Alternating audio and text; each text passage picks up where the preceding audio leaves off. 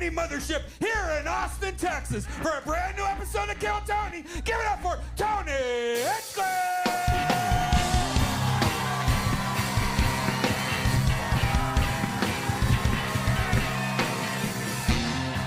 Who's ready for the best fucking night of their lives, huh?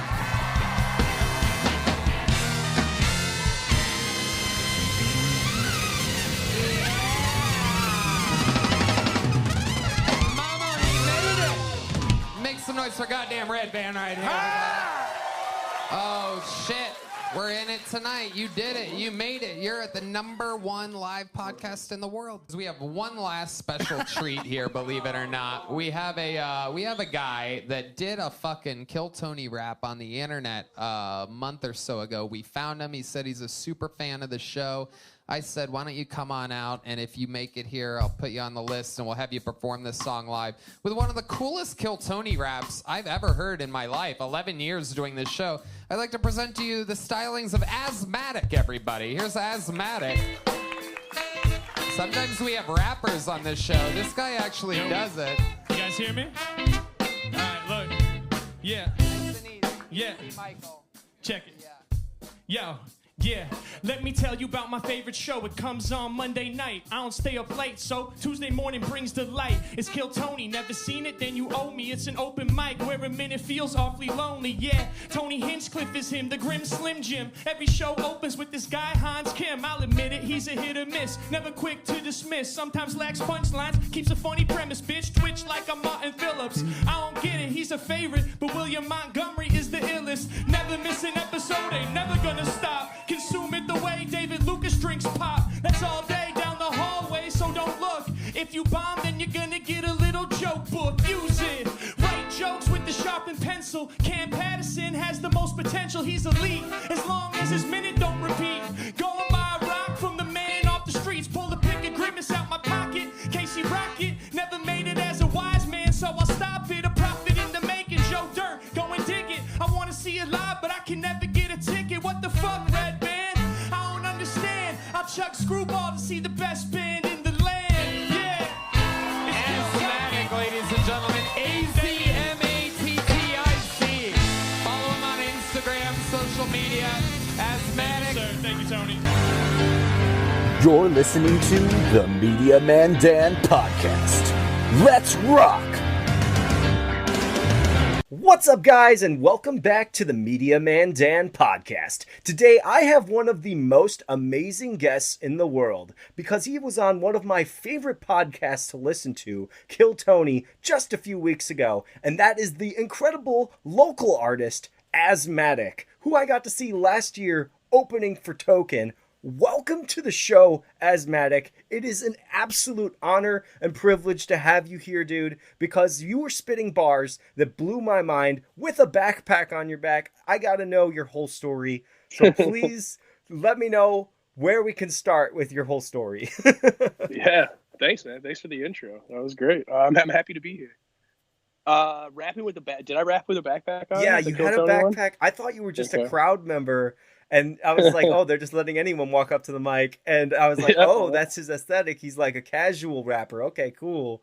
Yeah, you blew my brother's mind, dude. Like, he was like up with the hand movements, and he doesn't do that shit. So, I mean, the last time we got that hype, we were over at a Watsky concert when the Cubs went for the World Series. It was wild. I like to hear that. No, I appreciate that. Yeah, I always had the backpack for like merchandise and stuff. So, and then it kind of just like the style of hip hop that I kind of do is kind of known as like backpack, rap. Yes. So that's why I kind of just like embrace that a little bit. Most of the time I take it off though, when I'm rapping. But yeah, that one, I guess I kept it on because I don't know, maybe it was a shorter set.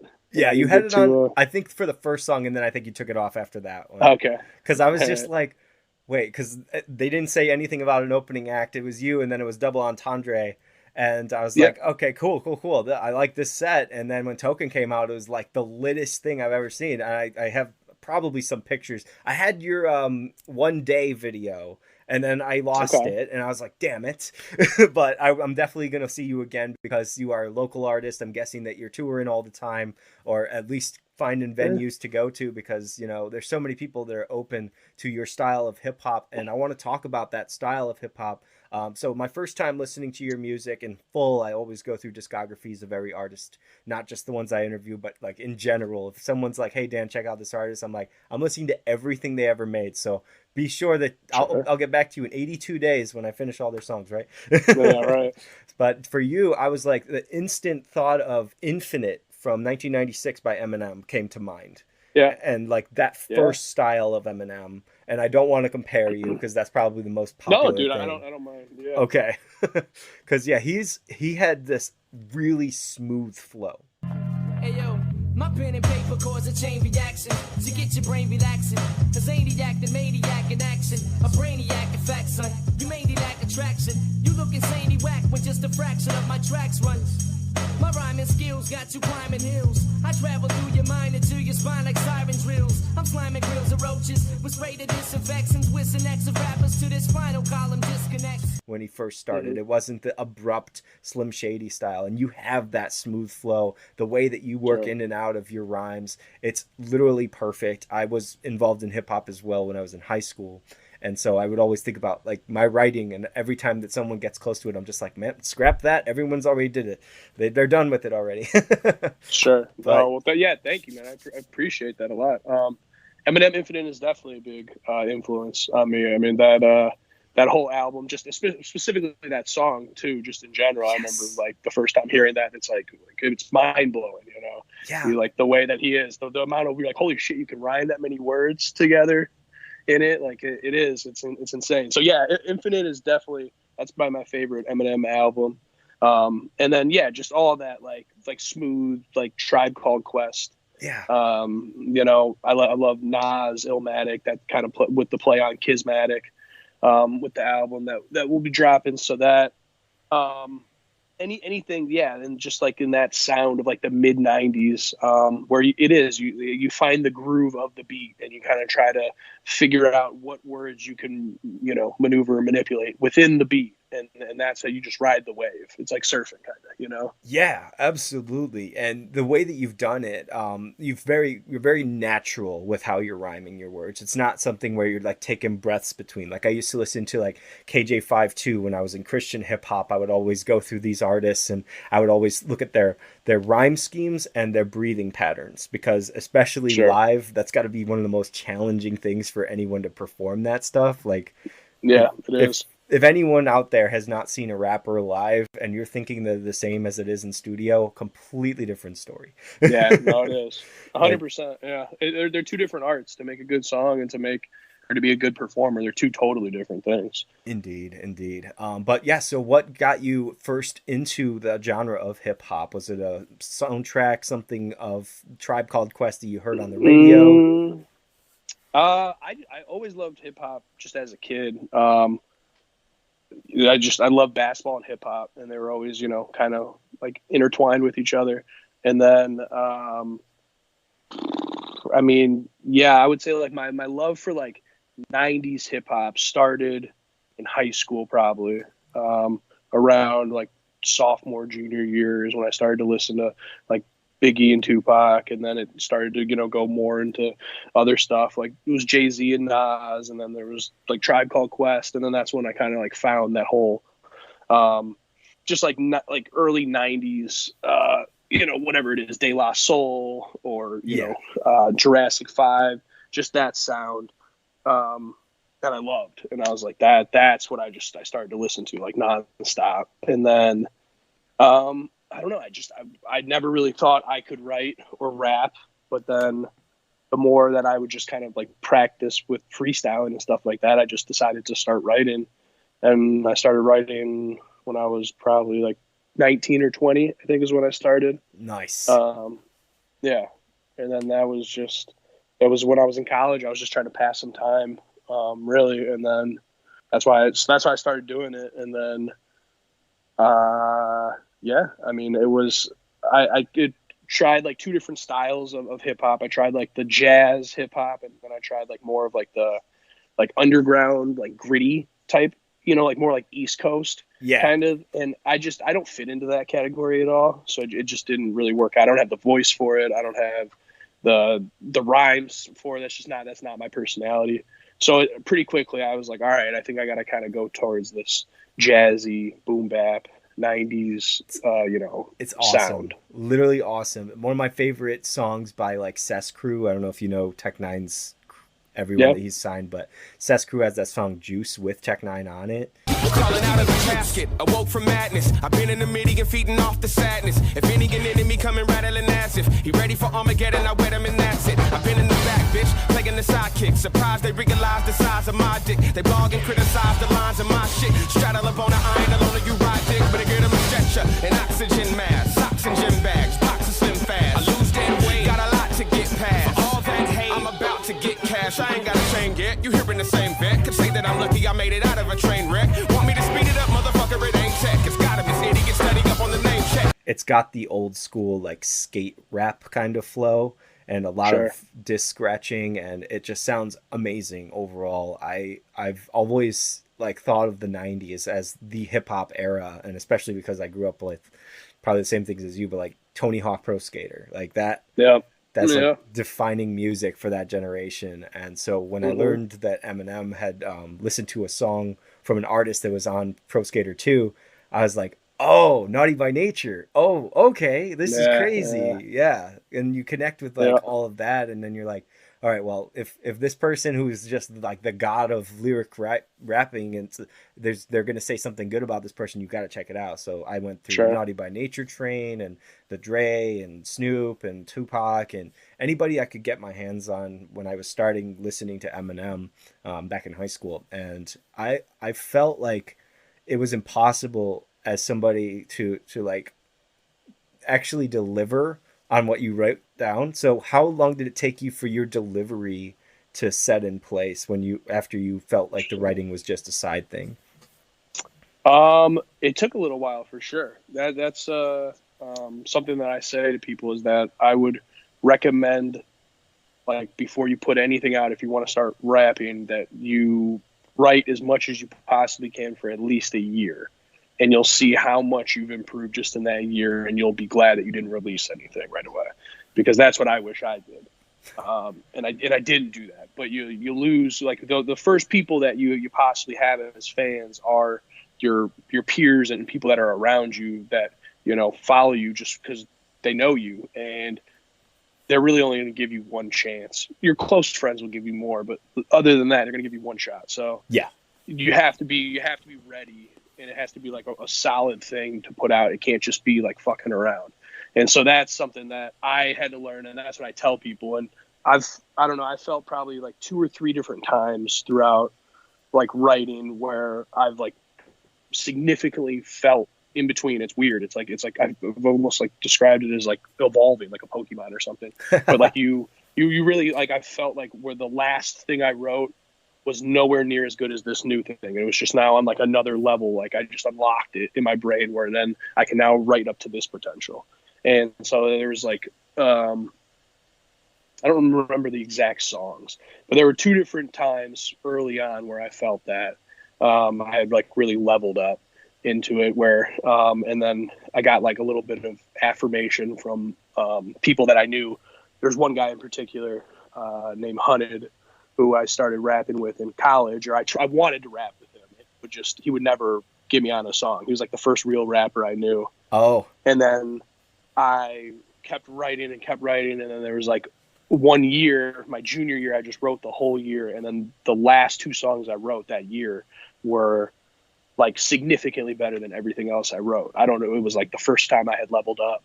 And then I saw him that day at the gym, and I told him like, hey man, I know that, you know, you told me a bunch of times no, but I've gotten better. I want you to come check this out. And so he came over and I rapped it for him. And then he was like, yeah, come over tonight. Let's make a song.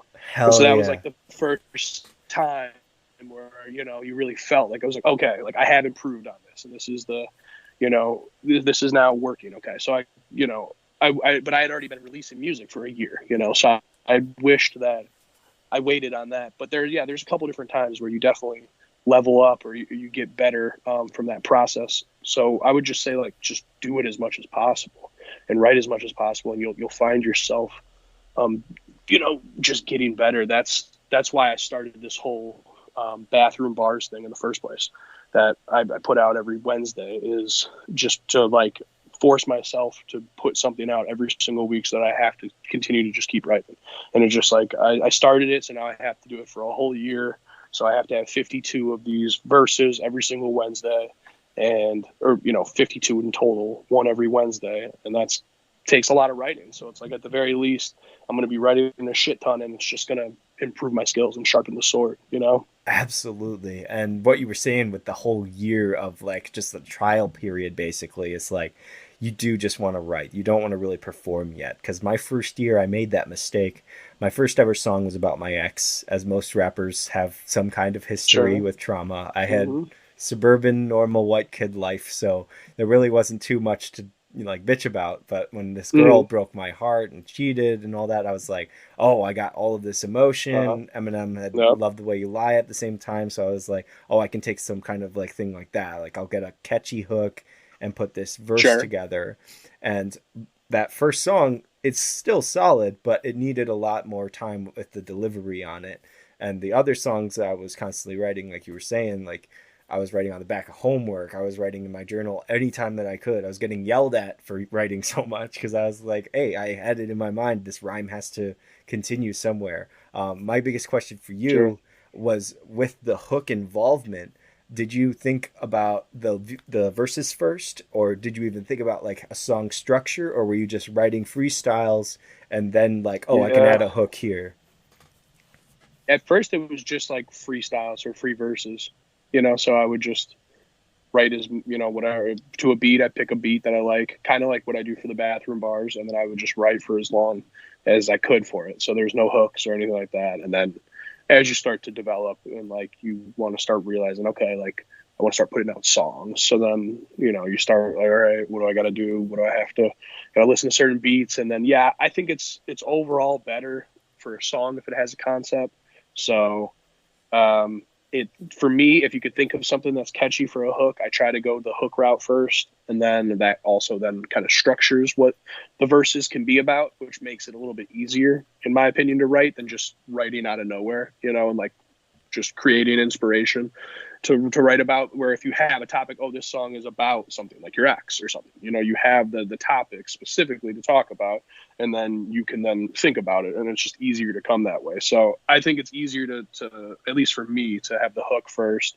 And then once you have the hook, then you can kind of formulate the rest of the song around it. Okay. That's the opposite of how I usually hear it. I usually hear like the beat first, then it's write whatever you want, and then make a hook afterwards. From some people, especially these days, it's like the hook is like probably the most important thing in melodic hip hop, and that's what's taken over like the entire world these days. And whatever you feel towards that genre, I could say I know a couple of people that I'm like, I respect you, even though I don't like what it sounds like. I respect that because it's getting with the times. You're adapting, you're understanding, but at the same time, you're making it, it sounds cool. There's definitely some production on it that you can't do in regular lyrical hip hop. So I do appreciate that. But I could say, sorry, you can get the No, go ahead. No. I could say that like when it comes to writing that hook, when it comes to like believing that it's the best feel, it's got to be some kind of melody. That's what I usually think of. And that's my biggest problem, is like if I ever wanted to go back into hip hop, I have to think about like the words as opposed to the musicality of it. You ever have that going on for you, or is it mostly just, oh, okay, well, I'm going to put this catchy repetitive thing that I think people can, rap along with in concert? I mean, I don't know. I don't try to overthink it too much on it. Like, I think that if something comes to me, it's always I guess it is always the beat first, and the beat kind of brings out what I would think a good hook would kind of be. So if it's just like listening to the beat over and over again, you start like kind of hearing like some sort of rhyme scheme or pattern in your head, and then you could just kind of be like, okay, this could kind of sound cool, and then you can kind of start to plug in words, or if something figures out will work, is that I don't know, and then kind of try to figure it out. So I would say the melody is a big part of it, and then trying to just like put the words and puzzle piece it in onto it, but not overthinking it. If it's not that was one of the things I forget. I wish I could give them credit, but I forgot one of my friends in, you know, the Chicago rap scene that said they're like, just don't overcomplicate your choruses. It's not worth it at the end of the day. Yeah. People get caught up on the dumbest shit. So don't overcomplicate it. Just like, you know, whatever you feel like. And it is, when you think about some of your favorite choruses, it is like, they're not super complicated or intricate. There might be just one phrase over and over again. So it's like, you know, one of my favorite songs by a Chicago rapper is Mo Cyrus and Orlando Coolidge have a song called "Oh My God, Really," and that's the chorus is "Oh my God, oh my God, oh my God, really? Wow!" And that's the chorus, but it gets stuck in your head, just like. And I listen to that all the time, and it's like, yeah, there's stuff where it's like I would never think of that to do that, because I would be like, no, I would have to be like, oh my God, oh my God, oh my God, really? Am I like, and how could I rhyme it? But Yeah. and then it was like that shit. So I try to do that a little bit more now, but you know, it doesn't always work. Yeah, in modern age of meme culture too, that kind of hook that you were saying, oh my God, oh my God, oh my God, really, is something that people would want to use for like TikToks and stuff like that. Yeah. Like you can animate that, as opposed to things that are just so intricately impossible. Like Eminem's like insane bars from his younger years, you would look at that stuff and you'd be like, but how would that fit? Like, who's gonna like be like, oh, I connect to this lyric? It's just an amazing lyric overall. As someone who very much appreciates hip hop and writing styles and all that, I always go, I'm like, how did he come up with it? How does that like come to mind? But at the same time, it's not for everybody. The complexity of it does cause some trouble for the mainstream audience. But I could say when it comes to like your writing, is there a place that you enjoy writing the most, or did enjoy writing the most when you started out? Was it like in your car, in a certain part of your house, or just anywhere? Yeah, I mean, yeah, it doesn't bother me too much, as long as like if I got my notebook. If I'm at home, I'll do it most of the time in the basement. That's just like where I got my setup, and so I'll do it there. But no, I mean, I'll write. You know, if I'm flying somewhere, I'll bring my notebook on the plane, and if I can write, have my headphones in, I'll do it there. I'll write at the airport. You know, I'll write when I was working at a golf course and I was doing the desk job, I would write there. Love it. Excuse me. It doesn't really bother me where to write, especially if, like, I don't know, I've been under more of the like mindset of like, even if you could only write 4 bars, you know, if you could find a quick time to write 4 bars, but you can do that 4 different times, that's a verse right there. So it's like, if you could, you know, specifically just even break it up into that, just trying to get as much as you can, it makes you then want to start writing a lot more. And then you just, even if you don't have your notebook, you just pull out your notes on your phone, you know, and write it down. So true. So that's a huge advancement these days. What do you think of freestyling? Do you do any freestyling? I don't really do it anymore, man. It's how I got into hip hop for sure. Or at least into the rapping aspect of it, was, you know, just freestyling at parties and stuff. And then, and I have tremendous respect for it. I love that art, and it's a completely different, you know, art. I wish that I did kind of keep that, because it's like a muscle that you gotta, you know, keep, you know, warm and keep ready, which I had stopped using it. So I would say that my freestyling skills now are probably pretty bad.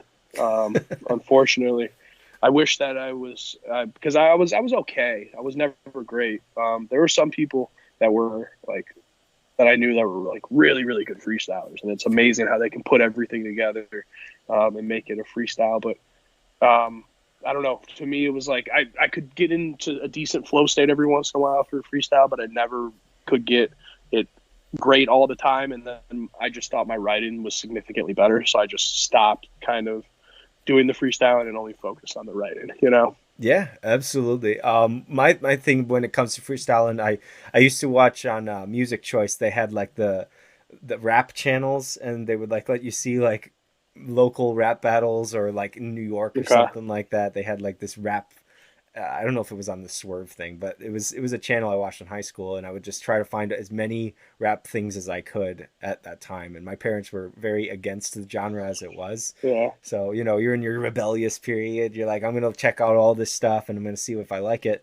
And I ended up, of course, with everyone else on 8 Mile and, like Juice with Tupac. But I get to like, Sure. I think the charisma is the most important part of the freestyle. I think the people that do freestyle so well are the ones that are the Lil Waynes of it, because like Lil Wayne, he'll be like, and then he'll say a word that like, he maybe that little helped him find that word, but it goes perfectly. Right. Like there's no stopping it. It's no pausing. It's like, oh, let me think. Yeah, it's just like boom, and I love that. And have you ever seen the the documentary Freestyle: The Art of Rhyme? I have not seen that. Who is in it? You should put that one on. Like the main people that it kind of goes over is like MC Juice. Okay. You know him. He's a Chicago guy. He's the guy that beat Eminem in the 97 Rap Olympics or whatever. Yeah, he went second place. Yeah. Yeah. And then it's the other guy, Supernatural, is like the other big guy that they kind of follow. And then, it just kind of goes over a bunch of different MCs in the area, like Mos Def's in it. Okay. And it just kind of like brings up a bunch of different people and talks about freestyle, and it shows like the freestyle battles and everything like that. But it's one of my favorite like hip hop documentaries. I would recommend that to everybody, but you should check that one out. And what was it called? Freestyle: The Art of Rhyme.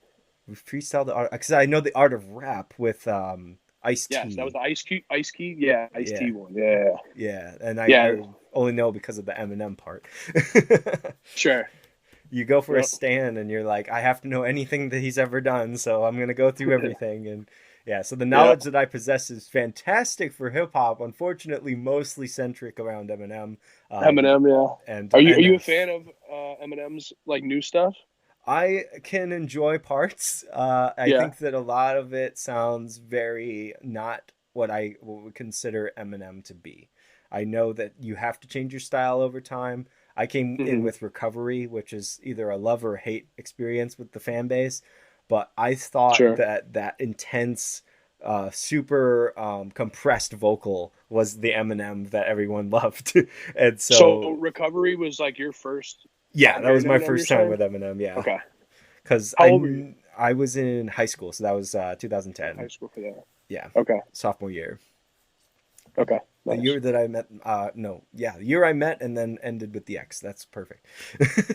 Okay. Perfect time. There you go. Full circle. Exactly. It is a crazy thing, but I think as much as I love Eminem, I do want to venture out and go to artists like Tribe Called Quest. Like I said, I went through Snoop, I went through Dre, I went through Tupac, and that helped me get a better overall understanding. I went through Biggie a little bit as well. I think that these rappers, like their stories, besides the documentaries and besides the mainstream movies that we all get to see, I think it's better to have their perspective. So I do have a couple of books as well that I'm trying to read now that I like reading. I didn't do that back in the day, so I'm going to catch up. But I definitely will check out that documentary, Freestyling: The Art of Rhyme. That has to be on my list, no doubt. Yep. And then I think that there's a book I have somewhere around here. It's called When Hip Hop Had a Conscience, or When Rap Music Had a Conscience. Highly recommend that. Okay, yeah, I'll check that out. It's got a lot of the old school in it, and then it talks about how much rap is going to change in the future, and like how 90% of it's going to be Caucasian. And I'm just like, well, they weren't too off. Yeah. It's pretty true these days. I'm a huge fan of NF currently. I think that he's my favorite hip hop artist just because his music's so dark and so relatable. That's my favorite thing about it. Yeah. But I love Tech Nine. I think he's an absolute lyrical mastermind. So yeah, he is. Tech Nine is fucking dope, man. He is unbelievably hardworking. Yeah. Dude's dropping like an album every year. I'm like, all right, when are you going to take a break? I saw Tech Nine, I don't remember what year it was, but it was at Soundset, which was like Ryan Sayers' music festival that they put on in Minnesota. And Tech Nine went on with, I'm pretty sure it was with his dude, Chris Kalinko, right? And they put on a hell of a show, man. It was by far, I was super impressed. Like they were like b-boy dancing the entire time while they were doing all the rap. I was so like talk about it, like impressed being able to rap with that cadence and that fast while they were both doing synchronized dancing. I was like, Jesus Christ, like that is impressive. They put on a hell of a show. I was very Was that impressed. the face paint era of tech? Yes. Yes. Oh my God. The best time too. Oh my gosh. Like what? Angelic, Killer, like all that shit. Oh my God. It was some good times with tech. I saw him in 2015 over in Joliet. It was originally called Mojo's, then it's the Tree of Joliet. Yeah. Now it's what, like some other, the Forge now. Yeah, they always change the name. Like, how many owners you got? Yeah. But yeah, he was also with Chris Calico. That's the music venue. Yes, it is, dude. That place is awesome. Have you played there? Yeah. No. Not yet. No. Okay. I've never played there. I was going to, I think, at one point. I don't remember what show, and then I think the show got canceled. But no, I've never performed there. I saw Dizzy Wright there. Oh, that's where you saw him? A long time ago. Yeah. Yes. Well, the first time I saw Dizzy Wright, that was where I saw him. Gotcha. Yeah, you were talking about Dizzy on the other interview, and you talked about how you missed out on Funk Volume. And I'll tell you my biggest mistake, man. I'm going to now go into that Watsky story that you were saying, no way you saw it while the Cubs were winning the World Series. So Watsky came the week after this lineup of Token, Joyner, and Hobson.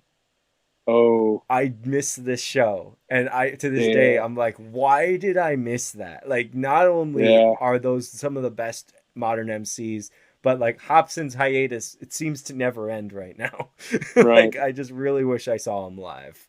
But that would have been a good show. Where was that? Where were they at? That was over at Concord Music Hall. Okay, that would have been a good one. And so when we saw Watsky the week after, it was the most rainy, crappy day. We're standing in line getting soaked. Get inside, air conditioning's on high. Terrible experience starting from that point.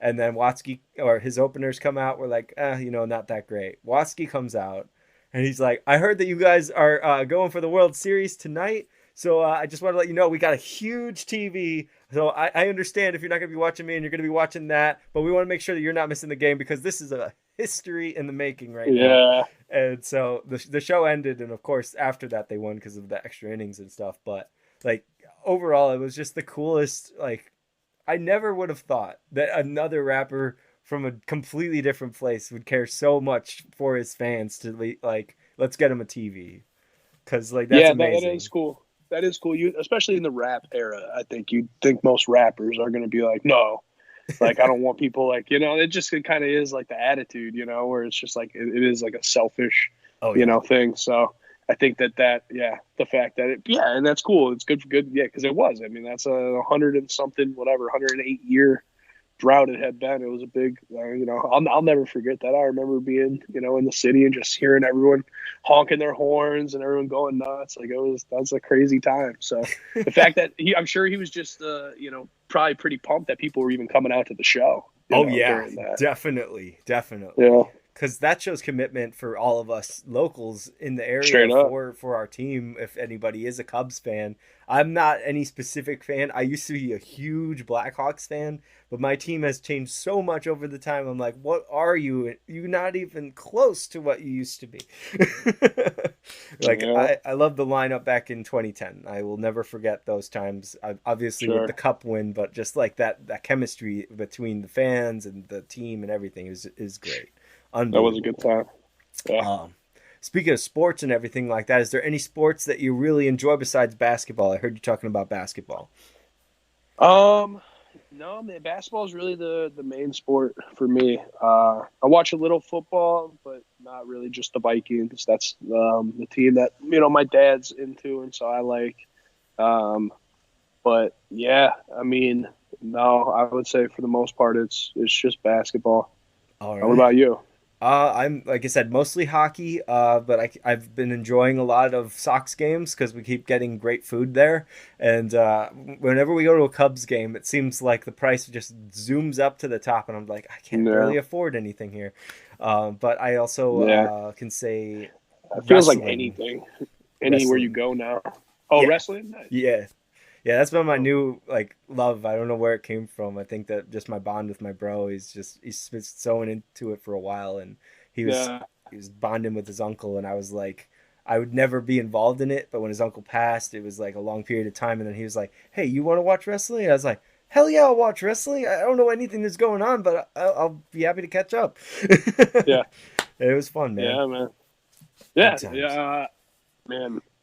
I went to a wrestling match at the Allstate Arena when 2000. I don't even know when it was. I was in high school, like early on in high school. I went with my two younger brothers, and it was awesome. We had so much fun. Like the Hardy It's Boys? such a good.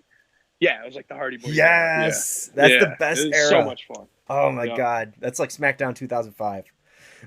Yeah, it was great era, man. That really was. You can't, but yeah, I remember having so much fun at the event too. Where it was like even though you know that it's like a theater performance, you had so much fun. Just everyone's so involved in it, and so it is. It's a good time. People that knock it got to try it. These days, it's so explicit too. Like you're able to say so much shit in the crowd. Is it? Crowd. Are there? Okay. Yeah, they don't Are care they like at back all. into that? They're like in the Attitude Era again. Yeah, well, AEW is what I watch. That's the side people. Like they all left WWE because they're like, everyone's being treated badly by Tony Khan, so we're gonna go over here and do this. And sometimes it ends up great. Other times, CM Punk, who's a local wrestler, Yeah, I know CM Punk. Yeah, I he gets him. involved in some shit and leaves the business multiple times. So lots of drama behind the scenes always, but I could say overall it's a really fun thing to watch in person. I agree with you. And just the camaraderie. Like you don't even have to be on the same team. Nobody's like fighting like they do for like any other sport. Right. It's just like, Yeah. oh, okay, my guy lost, whatever. Yeah. But I love it, man. I love the storylines they come up with. It always feels like medieval times. It's like, oh, what kind of crazy twist are they throwing in this time? But speaking of local things in basketball, I was going to say that, did you try Shaq's Big Chicken over in Rosemont? No. Oh No. my God, dude. Not only is the chicken amazing, the sauce is amazing as well, but they have a free-to-play NBA Jam arcade game in there. Do that. Yes. Nice. I like that. Yeah, the free-to-play part. I was like, oh my gosh, this is the greatest thing for all those people Wait, that so is this? grew up with this I didn't game. even know Shaq.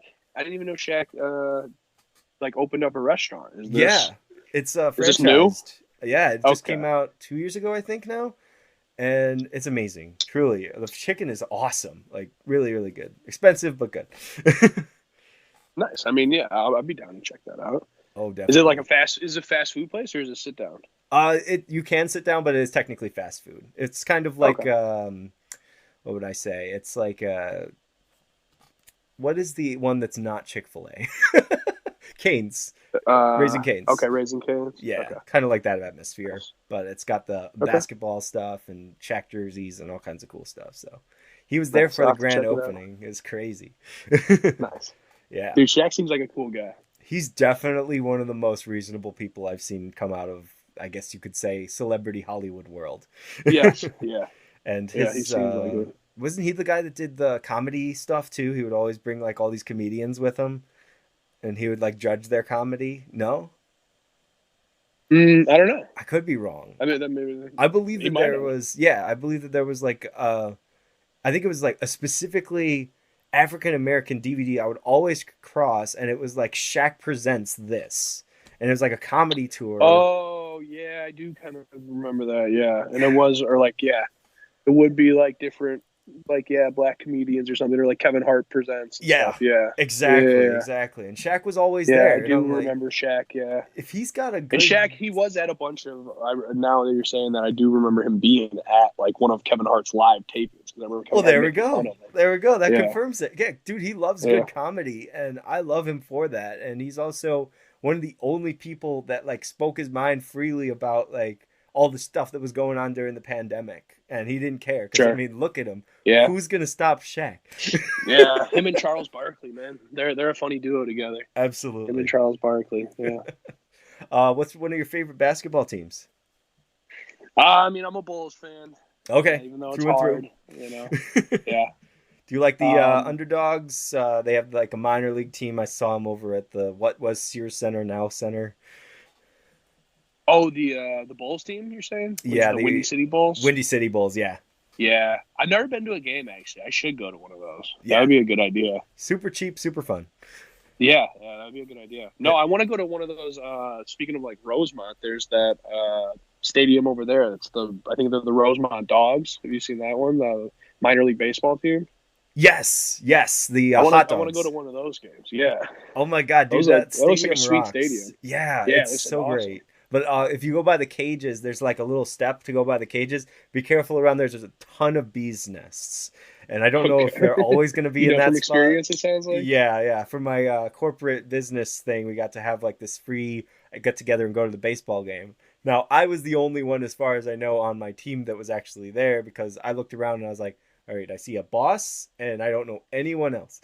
But Yeah. I went with my fiance and we were sitting there and then all of a sudden I was getting attacked by bees. I was like, keep me away from these Fuck things. that. Yeah, dude. I'm so terrified of bees. I've been stung like 15 times in my life. Ooh, that's 15 a lot. times. That's bad luck. 15 years in a row. Yeah, it was horrible. Yeah. They had a vendetta. But yeah, so baseball wise, oh my gosh, the Dogs, like that stadium is so it's like what Kane County Cougars is nice. Like it's very old fashioned. So this one I would consider the new school of that. It's kind of like the Schaumburg Boomers, which was originally the Flyers, I think that we had. Yeah. That stadium has a very similar style to the Dog Stadium. And I forgot they were called the Dogs. I was thinking the Hot Dogs. Yeah. But yeah, that's a good time. Is there any I gotta make it to one of those games. concerts that you've been recently? Now that I think about Rosemont, that's like my favorite place to go for concerts. Recently, what have I been to? No, I mean I haven't been to the only live shows I've been really going to have been comedy shows. Like to see a lot of different comedy shows. So I'm trying to the last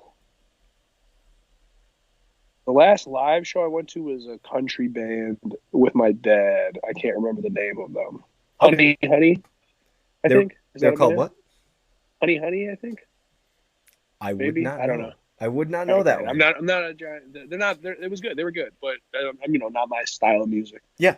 But yeah, I haven't gone to a live music show in a while, other than like ones that I would be performing at. Mhm.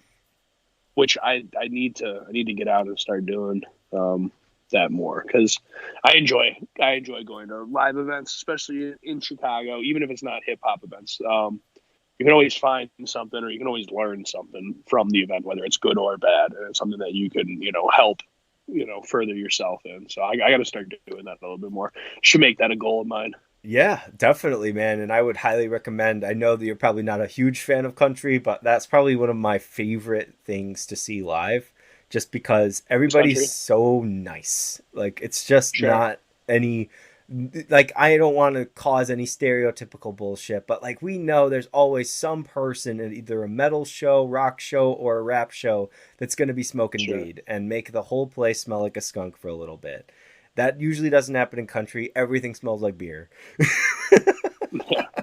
But like everyone's just having a good time. Yeah, beer and cigarettes, exactly. But it's like you just feel good. I could say that, especially with modern day country, it's very poppy, so it definitely fits in with that style of pop. Yeah. But I love it. I've never been disappointed whenever I go and see a country artist. I'm always very impressed because they have to show true vocal talent. Most of them don't auto-tune or pitch correct or change their mics or anything like that. So that's really hard to do. And some of them, I mean, have absolutely incredible bands that no one even knows. Like I saw a band, I can't even remember which country artist this was. These guys played Rush like perfectly. And I was like, this is insane. Like that's one of the hardest things like bands of all time to play as. And like they did it easily. And I think they did it on slide guitar. And I was like, what? Yeah, so if you can, that's impressive. Definitely, try to find some country artists if you have any interest in that. If not, I'm a huge metalhead. I don't know what genres you have or have not gotten into, but I would love to hear your history with music overall. Yeah, it was mostly hip hop, and then recently, I would say within whatever last 5 to 10 years, maybe it was like I'll get I'll listen to anything older, anything in the 70s, 60s, 80s. I'll listen to anything like that. So any type of rock from that era, any type of, like, even the disco from that era, like all the soul, the jazz, anything like that, the R&B, even into the 90s. Just like I would say 60s, 70s, 80s, and 90s. I'll just, anything from that era, I'll listen to. Awesome. And I think, yeah, that's great. My favorite thing I learn whenever I go through some like new hip hop or older hip hop is that the sampling comes from that time period, 60s, 70s, and 80s. Yeah. And I still have yet to hear somebody take what I consider a hip hop song that was not hip hop, because hip hop wasn't a genre yet. I think I Will Survive, that disco song, the way it's written, the way that the delivery works, could be hip hop.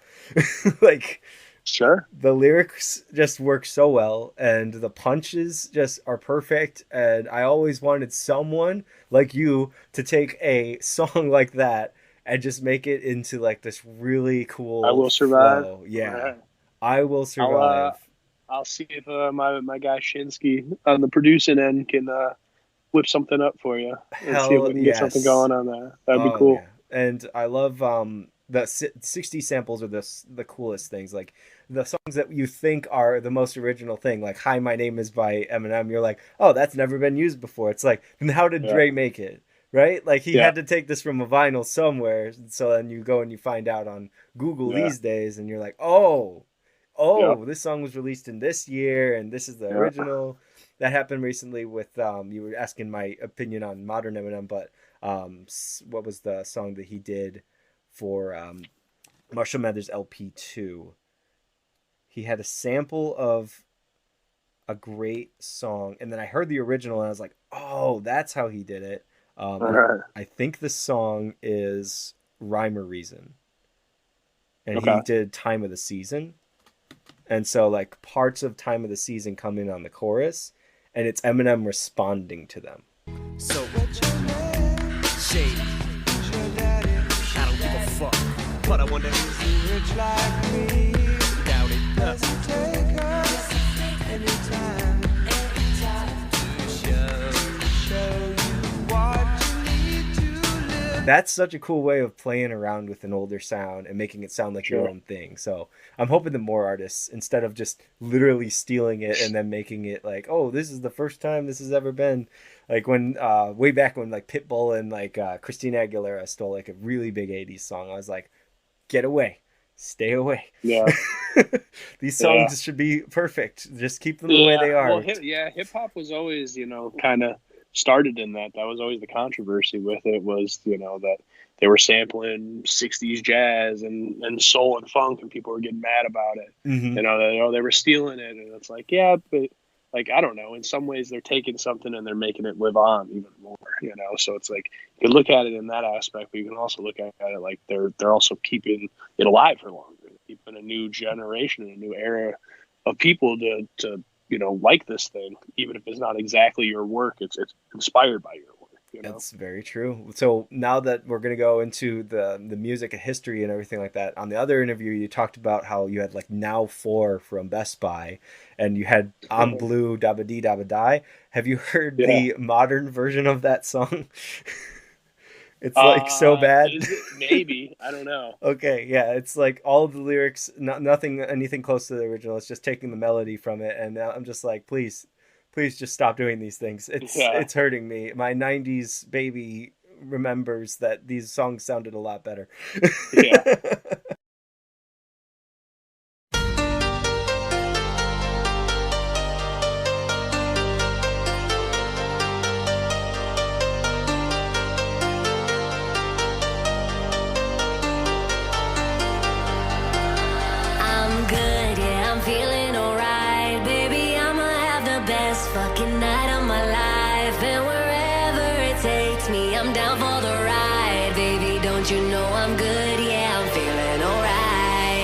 No, I heard the newer Rocket Man. Have you heard that? Yes, I have. That's the one, and I actually don't mind it. I don't hate it, but oh shit, Miami won. No way. Miami. Sorry, they beat Boston 111. Oh shit. 101. should have put more money on that game. It's gonna cause outrage. A lot of people Shoulda, lose coulda, money. woulda, always. Yeah, shoulda, coulda, woulda, always. Do you enjoy any gaming when it comes to basketball? Do you have like any game systems that you recall as like this was my game in NBA, like NBA Jam or 2K or anything like that? I really liked NBA Street on Yes. PS2. Yeah, you Oh, remember that? PS2, baby. That's the best system, no question. I love that. And Endless specifically NBA Street Volume 2. And if you want to talk about like the hip hop in that game is just amazing. I mean, it's the main song is They Reminisce Over You, and it's like Pete Rock right away with that beat, and it's like I can still to this day, that actually might be the start of me like really loving that type of music, because I just remember hearing that.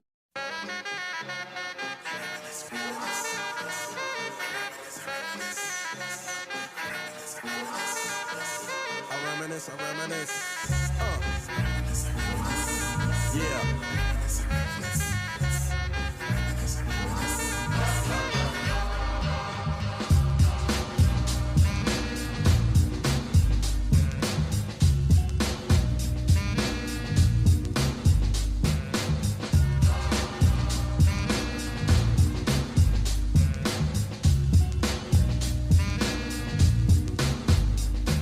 As soon as you're gonna play, you're like, yes.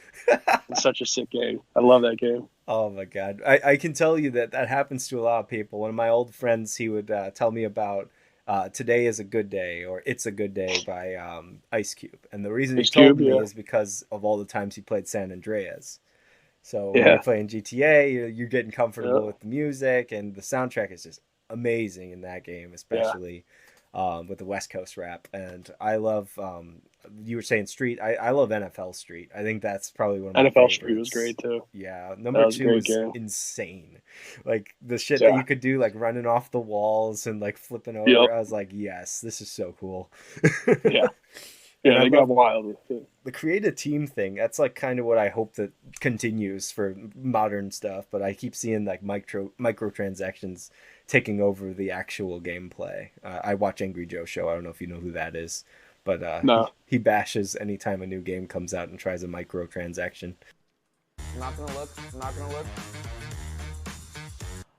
What is this? Why do you fucking need that in a basketball game? What does this add to basketball? How can anybody that plays this justify this? Okay. Like it starts out and he's like, oh great, we get to spin the wheel like Vegas. This is perfect for kids. Yeah, it's crazy. But overall, I think that hip hop is a huge part of this conversation, and I know that it is a huge part of your lifestyle, and I definitely want to talk about the EP, but we're going to save that for a little bit because I do have to dive into some comedy. I need to know, since you talked about seeing some comedians live and stuff like that recently, first of all, did you see Jamie Kennedy when he came to Schaumburg?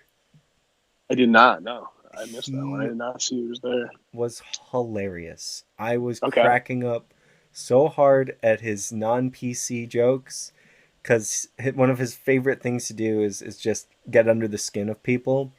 And so he talked about like the cancel culture for food items. So it was like Aunt Jemima, right? 4 white girls in UCLA change everything overnight. Yeah. And it was just that ongoing joke, and the way he said it, his delivery is amazing. Truly, I hope that he's like well known as a comedian because I love him in Scream, and I would love to see his comedy career just blow up all the way. But who is your personal favorite comedian?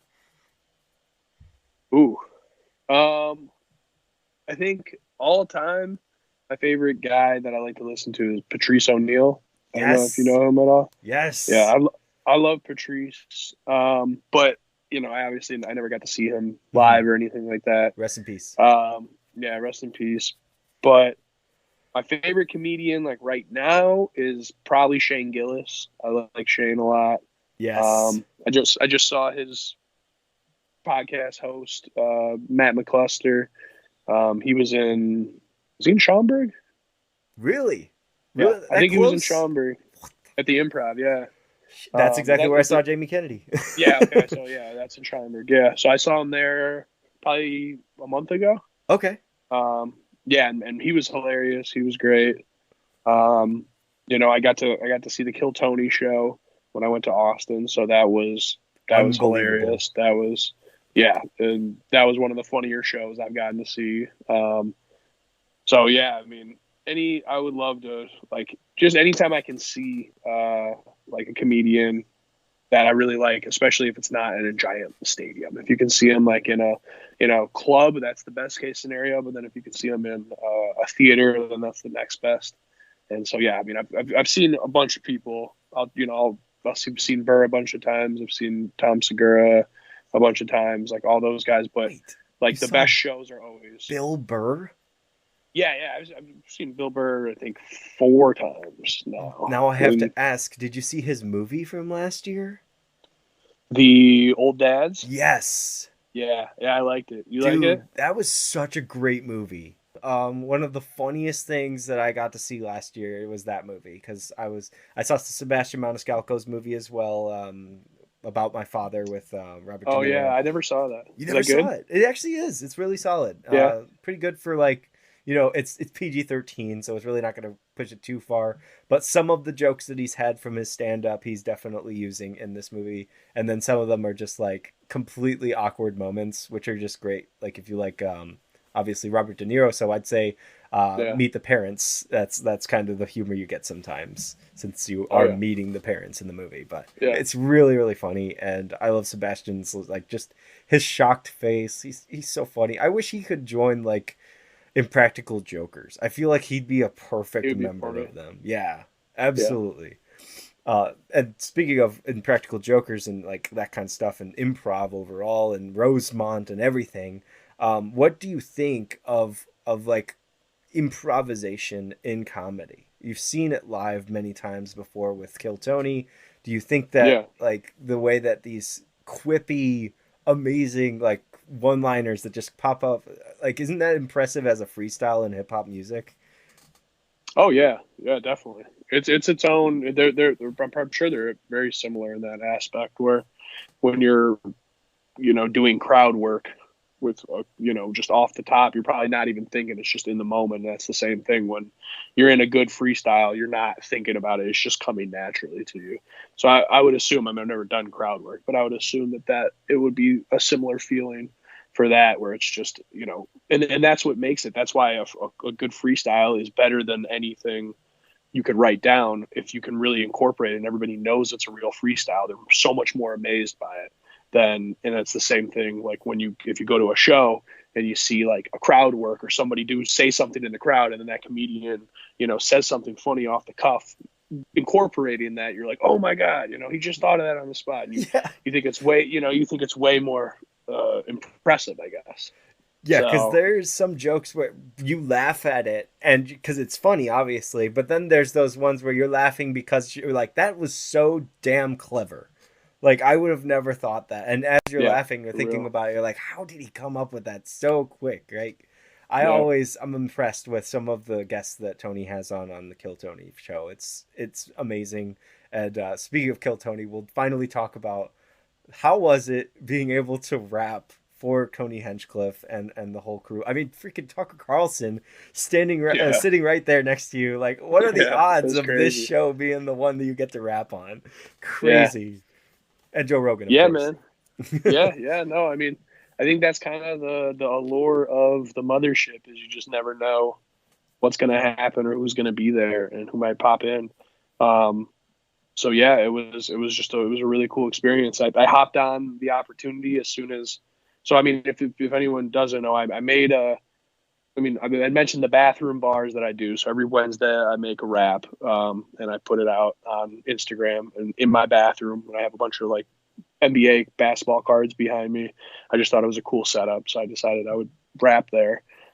And then after a couple weeks, I don't know, probably like 6 weeks, I got kind of repetitive, just writing the same stuff. So I started to do like songs about stuff, and so I did like a song about the town I live in. Like all about my favorite restaurants and stuff in the town. And then I just like started to do, was like, oh, well, I really like Kill Tony. I'll make a Kill Tony rap. So I did one about Kill Tony, and then it got reposted by Tony Hinchcliffe and the Kill Tony Instagram page. And then they said, like, if you want to come out to a show, you can rap for it. And I was like, oh shit. So I was like, okay. So Unbelievable. immediately, I was like, all right, I got to try to figure that out. So I was just figured it out with work when I could have some time, and then like when some decent ticket prices were. And so it was like about 3 weeks, out. So I just happened, and then I kind of looked. They never tell you who the guest is, but you can kind of do a little bit of research, and like I saw you can see who's headlining the Mothership the weekend before. Yeah.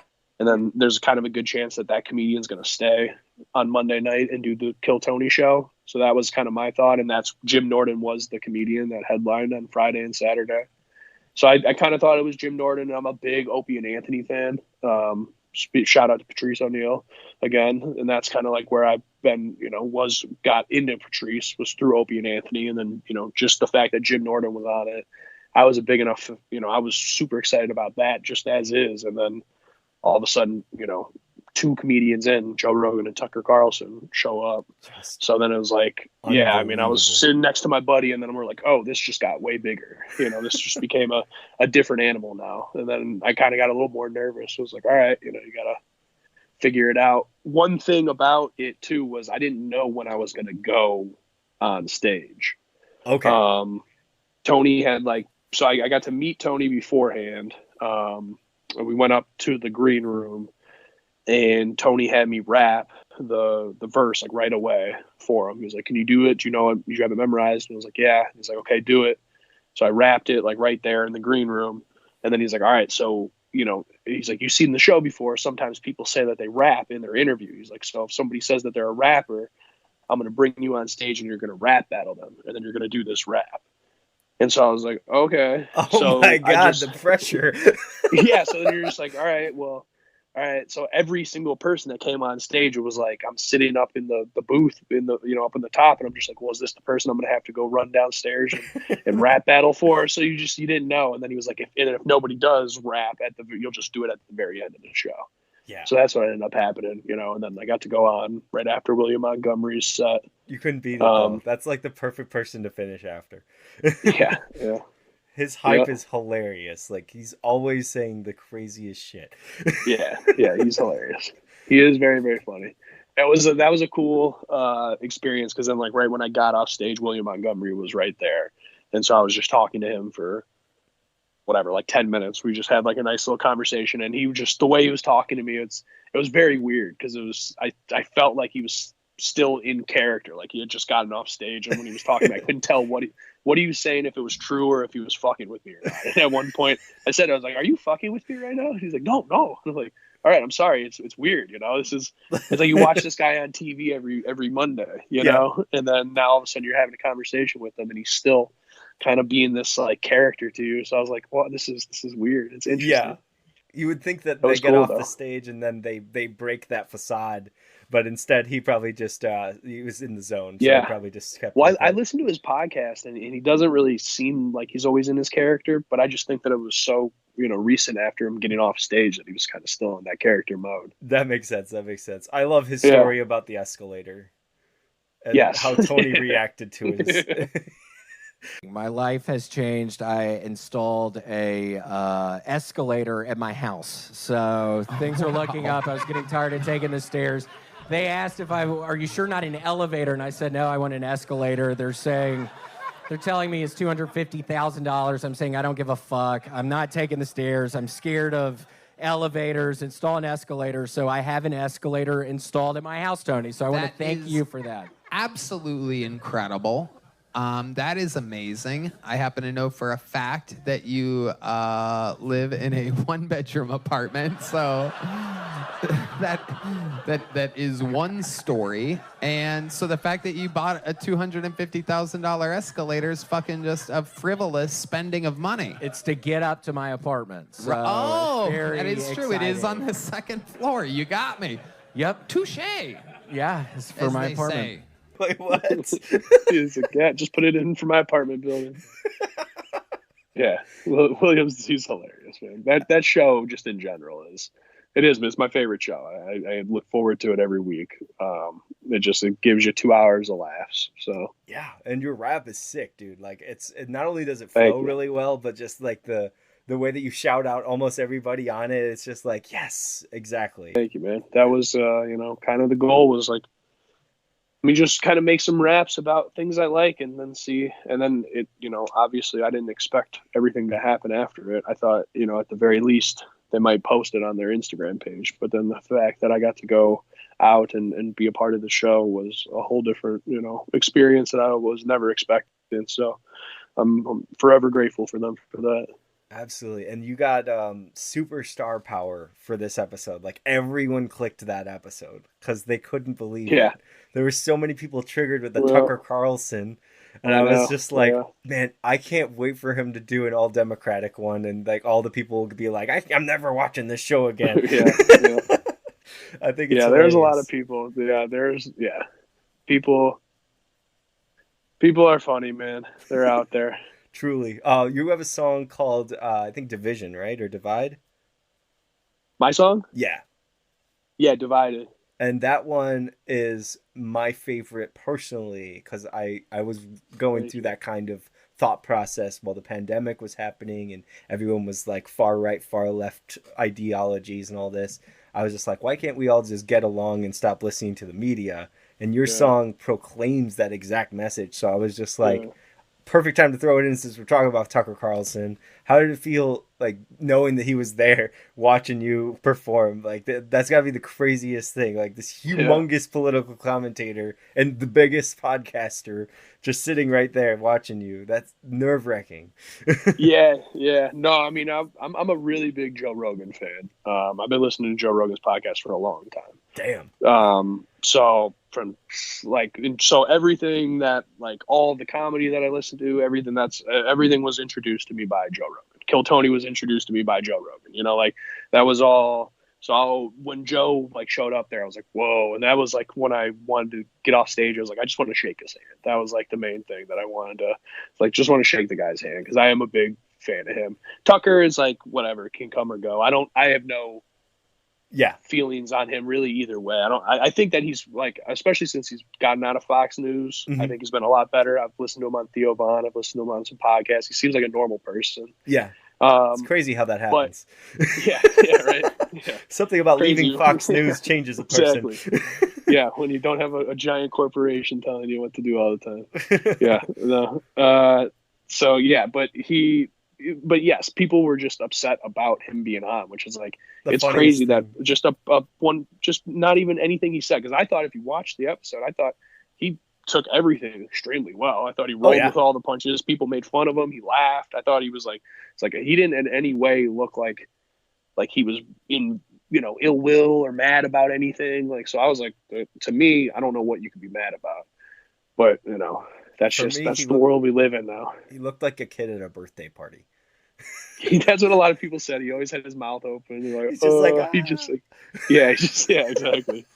He's very funny. It's very funny. But whenever he finally did commentate, and there was one of them, I can't remember who he responded to, but I was just like, thank you, Tucker. Finally a moment that can be highlight clipped. Because I was like, how could you have him just sit there for almost the full 2 hours and barely say anything? He's Tucker Carlson, for God's sake. Yeah.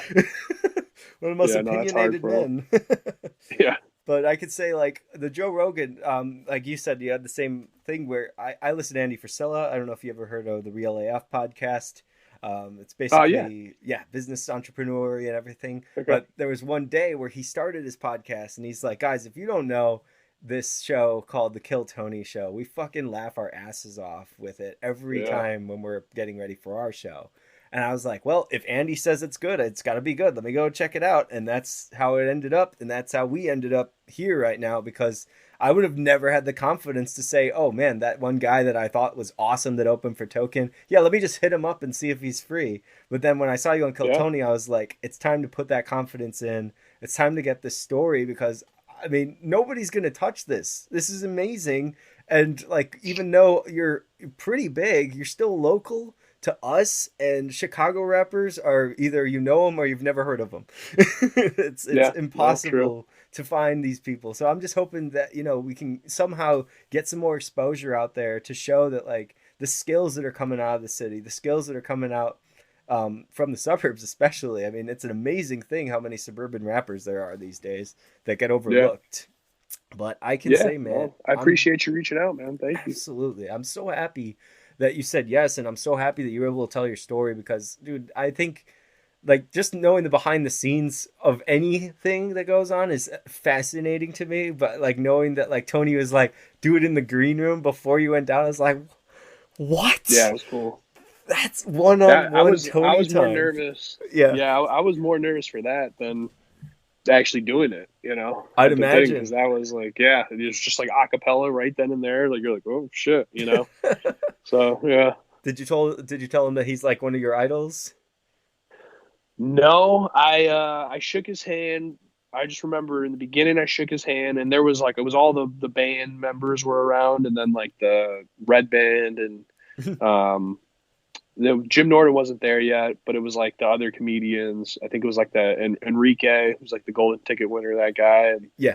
So I rapped in front of all those guys, and then I ended up talking to Tony a little bit afterwards. We just talked for like a little, and then he just like, told me what was the breakdown of everything. And then I was like, okay.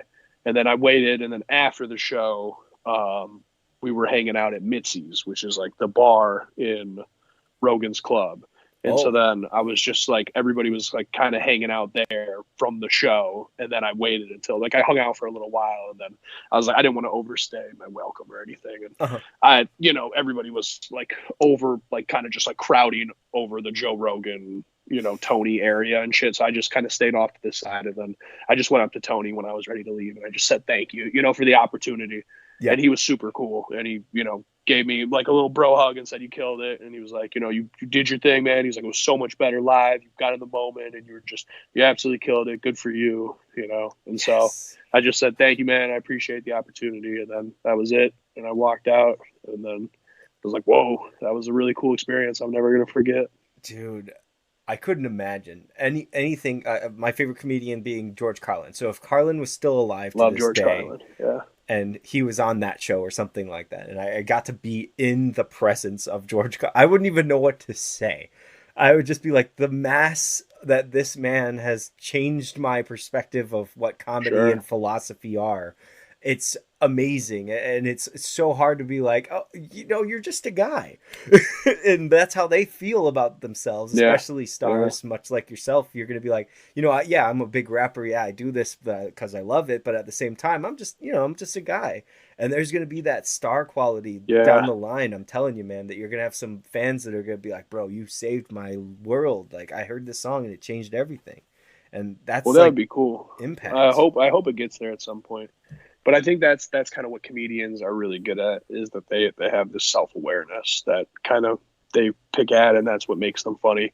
And I think rappers kind of lack a lot of self-awareness, because it's just like this world of like, fake it till you make it. Everything's amazing. I'm the best. I don't have any inspiration. I just listen to myself. That kind of mentality where, so I think a lot of rappers could take a book out of a comedian's page and have a little bit of self-awareness. I think that goes a long way. Yes, I agree. And people that do rap and comedy, like Lonely Island, I love them so much. Yeah, and Lil Dicky and all the. Oh, Lil Dicky, yeah. Oh my God, do you like his show? I haven't seen his show, Dave. Yeah, Dave is great. Okay, I enjoy Dave a lot. Yeah, because I'd definitely check it out. I tried watching the first episode, and I was like, it's the girl from Pillow Talk. Okay, cool. All right, cool. My fiance and I, we know like almost every lyric to that song. We've heard it so many times. Because I saw the teens react to it on the React channel. And I was like, hey, I found this weird ass rap song. I know you're not into rap music, but just listen to this. And she watched the video and she was like, this is the best thing I've ever seen. I was like, awesome. Because that's what Lil Dicky does. Yeah. He's crazy good, dude. And his freestyle flows are crazy good as well. Like, I saw him on the Sway in the morning. Yeah, Sway in the mornings are great. So good. And same for Token, of course. I'll give him a huge shout out. Lyrical mastermind over there. But yes, he is. In all of this greatness, we have to talk about what's coming next for AzMattic, which is the brand new EP, Chismatic? Kismatic. Kismatic. Kismatic. Kizmattic. There we go. Yeah. See, I was thinking Chicago, CHI. No. It's Okay. the guy, producer's Nate Kiz. So, and then it's just the combination of his name and my name. I Just love it. Kismatic. That's sick. That's sick. All right. So, what is Kismatic mostly going to be based on? Kismatic is mostly based on just kind of where I'm at right now. There's no I didn't try to go, there's no too political or anything like that on it. It's not like that. It's just kind of rapping, having fun.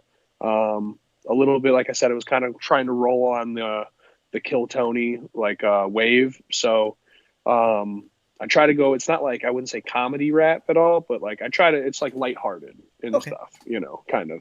So I go that route where the names I kind of have, they're either they're funny names. It's they're athletes that I like, or it's Doug Funny is the name of a song. You've remember the show Doug? That was an old cartoon on Nickelodeon, and it's another song. It's stuff like that. Bo Jackson is another song name. Edgar Allan Poet is another song name. Just stupid shit like that, or just funny little silly, don't take yourself too serious stuff. And that's kind of where most of the raps are. The beats you're gonna hear are mostly boom bap esque, not as jazzy as they normally are. Okay. I'm not with Shinsky for this album, but more still definitely 90s and definitely boom bap. And the beats are dope. I love them a lot. I'm excited about this project. So yeah, we don't have an official date, but it's going to be out soon. We're not going to go too crazy with the release or anything, and we're not going to do it with a label. It's just going to be us. So we're just going to put it out. Best way. Yeah. It's the best way, or it's the easiest way. It is, yeah. I'll The easiest way, yeah. Yeah. As long as you have the exposure already, people can find it. That's the most important thing. Yeah. So there's that album, and then I'll have another album coming out in July-ish, I think. There's a couple singles before that, but that will be Mind Over Metaphors 3 with Shinsky. Oh, hell And so yeah. that one is also already done, and but that one's with the label, so there's all the back end stuff that's going on with that right now. So they've already picked the dates and everything, I believe. Now I'm completely out of the process of it, so it will be out sometime in July, I believe. Awesome. I'm looking forward to all the future. I want to talk about the craziest coincidence, because I kept finding it as I was listening to your music. I was like, so if What's you ever that? were to type in AzMattic and the word day, you have at least 6 options of songs to go through. It's So what are they crazy. all? You got one day, and then you have another one where it's day I have day off. Day, yeah. It's I have one day at a time, I think. Yeah, it's Right? this is Or I have one crazy. day off.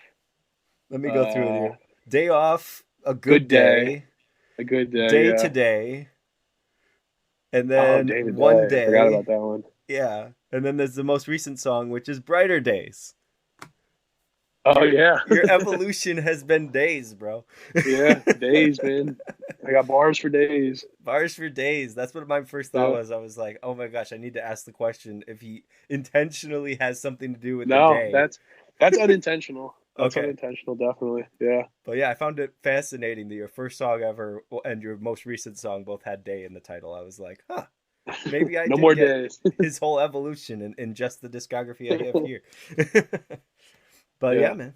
Is there any questions you have before we go? I don't want to put any pressure on you to stay up too late. No, I mean, I appreciate you reaching out, man, and keep doing your thing. I think that, you said you weren't sure about the confidence of asking, Mhm. but just reach out to people, man. And the answer is always no, unless, until it's yes. So That's if so you true. just ask and you're in the same position if they say no, or if they don't even respond to you. So reach out to them and see it and keep doing your thing, man. I appreciate you. Hey, thanks, man. I really appreciate you as well, and that advice extremely helpful because I do struggle with confidence when it comes to people that I think like you should have a blue check mark. Like people like you that are constantly putting your heart and soul into what you're doing should have not ideology. You should have the idolism. Like you should be able to be seen along with all the other big people. in my opinion. Well, thanks, man. I appreciate that. And those people are the hardest ones for me to say, I can contact this person and think that I'm ready. I, out of all podcasters, have the right to talk to this person. Like, that's where my mindset goes, just like you were saying with the self-awareness. Well, if you got a genuine interest, I think that's what people, yeah, are really, care about. Like that was, I had a podcast for a little while, in 2017 to 2020 with two of my buddies, and that was kind of to help like help me out in the hip hop scene too. It was like I would do a show, and then I would meet artists, and then I'd be like, hey, you guys want to come on our podcast? And then we could interview them, and that was a great way. But anytime, like, yeah, we got a bunch of different people that were bigger than us, and definitely had no reason to be on our show, but we just showed interest in them, and they felt it was genuine, and then they had a great time, and we ended up becoming friends because of it, So it's like one of those things, if you show genuine interest in people, especially people that are working for it, they're going to be excited and they want to talk about it. And so they're going to, for the most part, if they have time, especially on this is a Zoom call. It's easy. I'm sitting in bed right now. It's like, it's not hard, you know? Pressure's not on you. You don't have to be in front of like 6 cameras, handing microphones back and forth. Yeah, it's definitely a different atmosphere. And I enjoy having the experience of this because I can talk with anybody all over whenever they're free.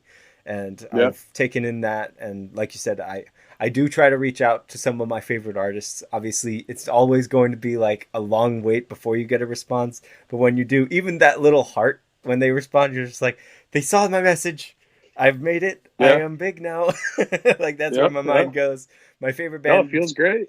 Just like I've talked to their drummer a couple of times. He's newer, so I'm guessing that's why he's more free. But at least he told me, he's like, we've seen all your reactions. We love them. I'm like, oh my god, thank you, because that's what. What's your favorite band? They're called Red. Okay. And are they out of Chicago? They are actually from originally Pennsylvania, then Nashville. But they are probably one of the most impressive bands that nobody knows about.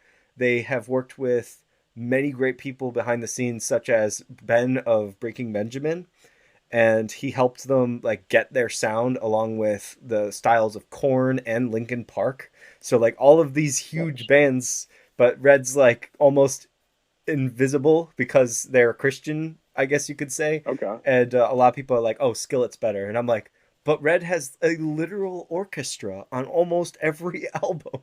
Like that's insanely dedicated to the string section. I love that. So I've always been a huge fan of them. I love their message, and they make great music. And I just saw them my 3rd time last year.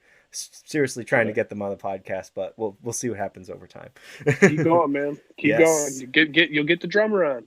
Absolutely. Yes. Even just one member, that would be a dream come true. Because then I can ask them all about the backstory. Oh, yeah, man. And stories are the best. Also, you were talking about your podcast. What was that called, just so I can binge that? It was called Ill-Advised and Unprepared, but we took all the episodes down. Okay, cool. So, yeah, unfortunately. Did it have a YouTube channel? Yeah, we have a YouTube channel. That's where I've been posting all of my like bathroom bars that I'm doing on Instagram. I've just been posting them on that YouTube channel. So it's the same thing, Ill-Advised and Unprepared.